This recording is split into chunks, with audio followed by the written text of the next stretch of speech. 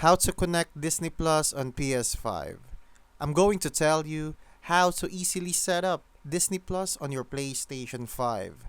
First, make sure that your device is connected to the internet.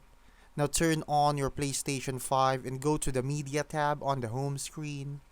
Select all apps and search for Disney Plus. Click download and wait for the installation to finish.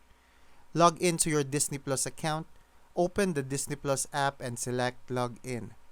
You can either enter your email and password manually or use the QR code on the screen to sign in from your phone.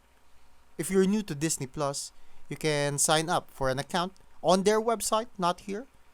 And once logged in, browse through Disney Plus and start watching movies, TV shows, or exclusive content in HD or 4K. You may use your DualSense controller to navigate and adjust settings like subtitles or audio preferences.